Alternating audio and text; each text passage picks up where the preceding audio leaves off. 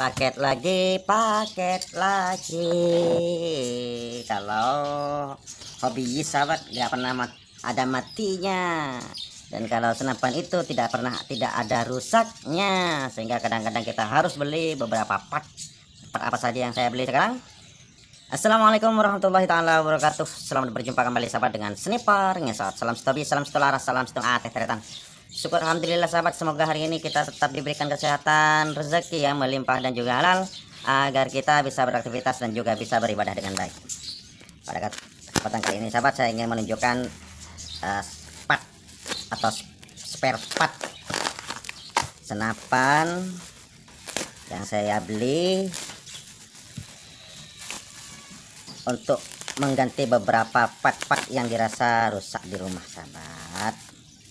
Apa saja isinya dan kenapa saya harus memilih ini? Ayo kita bongkar.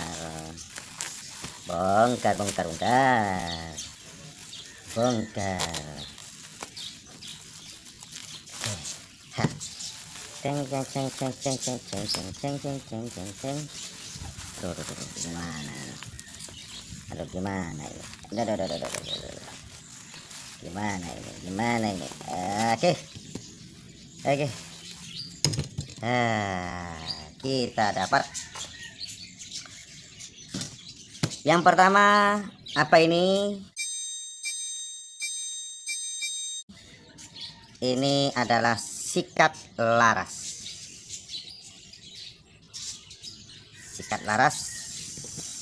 Saya sahabat tidak pernah beli sikat laras, tapi sekarang saya pengen coba, dan nanti kita akan praktekkan ya bersama-sama di episode berikutnya, bagaimana cara penggunaannya dan bagaimana hasilnya sikat laras ini. Ini kawat sahabat, kawat biasa ya, yang dipelintir semacam ini. Ini pak kawatnya, ini bahannya ya setebal seperti inilah. Saya dipelintir, mungkin panjangnya ini sekitar 70 cm, sesuai dengan panjang laras sahabat, maksimal. Kemudian di ujungnya sahabat, di sini ini di bagian ujung dikasih semacam pengaman berupa apa ini, karet lah, bisa diambil dari sedotan juga kalau karet ini karet selang, ukuran berapa ini nggak tahu. Kemudian bagian di sininya ini sahabat, ini menggunakan anyaman berupa senar ya, yang kemudian dipotong, kemudian dirapikan, dililiskan seperti ini di bagian ujungnya. Kemudian diapit oleh apa ini, diapit oleh kawatnya. Kita lihat hasilnya nanti di episode berikutnya. Kita praktekkan cara penggunaannya dan cara lapping, cara menyikat, dan juga cara lapping laras agar kembali untuk membuang kotoran-kotoran ataupun serpihan-serpihan timah yang sudah tergesek kepada larasnya. Namun sahabat, kalau laras masih baik, akurasinya masih bagus, jangan pernah menggunakan ini. Nanti malah amburadul. Oke, itu yang pertama. Kemudian yang kedua, saya beli gelang tempat memis. Karena sahabat, kalau menggunakan tempat memis yang gantungan itu, ketika kita gantung di senapannya, di bawah hunting kadang-kadang terkena belusukan, terutama di bawah belusukan itu kadang-kadang terkena rantingan, kemudian copot, hilang. Jadi makanya saya itu menggunakan gelang saja biar enak ya. Ukurannya ini pas bagi lengan saya sahabat, ukurannya ini pas bagi lengan saya, dan di tengahnya ini ada tulisan terbagi.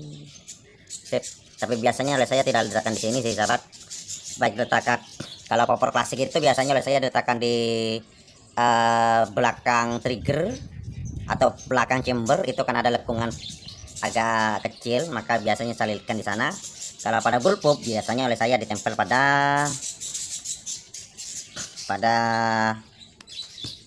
uniknya, ditempel seperti ini di bawah chamber biar mudah diambil. Minusnya seperti ini. Kemudian yang ketiga, saya juga beli chamber untuk sub Innova bahan plastik lagi, karena saya itu sahabat kebanyakan menggunakan bahan plastik ya, karena mudah dibentuk. Kalau umpamanya ada apa-apa itu mudah dibentuk, mudah dibakar dan sebagainya kalau umpamanya ada kekurangan.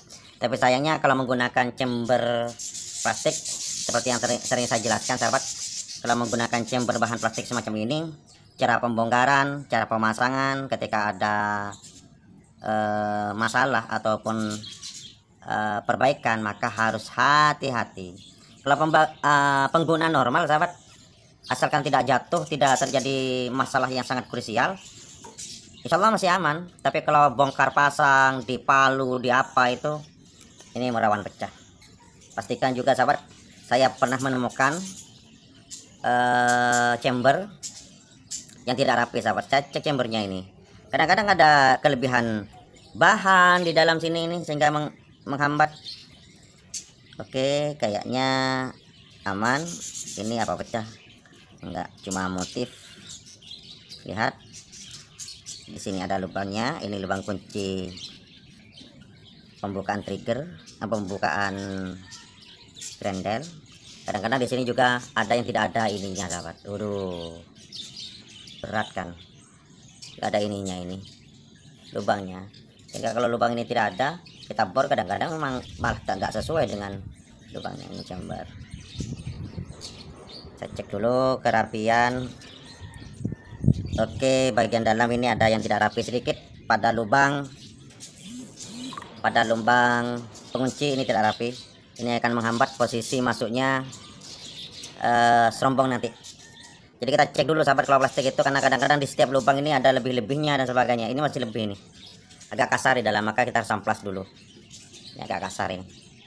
Untuk lubang bagian atas cek juga kita, terutama kalau lubang bagian bawah masih aman sahabat, tapi kalau lubang bagian atas ada sedikit lebihnya lubang itu bisa masalah, karena bagian atas ini ada kaitannya dengan seal transfer angin. Jadi kalau ada serpihan ataupun plastik yang agak jember keluar, itu akan memakan seal transfer angin. Jadi kita harus rapikan ini, nanti harus diamplas ataupun diamplas sini ini. Tapi jangan terlalu keras-keras sahabat kalau mau mengamplas. Jadi kita raba menggunakan tangan ya. Jadi lubangnya di sini raba, lubang di atas juga raba, kemudian lubang di sini sahabat, lubang di dalam sini rapi atau tidak, itu masih belum rapi juga. Itu di dalam lubang aspentil itu juga harus dirapikan sebelum dipasang kepada unitnya. Ini juga sama, bisa dilihat sahabat itu. Jadi jangan langsung kalau umpamanya Anda itu beli chamber bahan aluminium aja, bahan plastik semacam ini, kita cek bagian lubangnya. Ini masih tertutup kan, tidak harus dirapikan. Di sini lubang-lubang yang ke sini ini enggak rapi, yang di atas juga enggak rapi, di dalam sana enggak rapi, maka kita harus rapikan sebelum memasang kepada unitnya. Nanti malahan amburadul. Oke. Selanjutnya ini adalah klep pompa. Klep pompa itu banyak tawarannya sahabat, yang ditawarkan oleh beberapa toko senapan ya. Kalau saya itu biasanya memilih klep pompa yang tidak mekar bagian depannya. Di sini ini enggak mekar, lurus. Kenapa? Kalau mekar itu kadang-kadang pompanya berat sahabat, berat, tak rapi juga ini. Enggak rapi, tidak rapi. Ternyata enakan pakai yang hitam saja itu sahabat. Saya coba ini sih, dan ini kayaknya yang belum rapi juga. Jadi seperti itu sahabat cara mengecek. Jangan langsung dipakai, beli langsung dipakai, tapi kita cek dulu apakah rapi atau tidak. Kalau enggak rapi, maka kita rapikan dulu, baru dipasang kepada unitnya. Jangan sampai ketika sudah dipasang bermasalah, dibongkar lagi kan.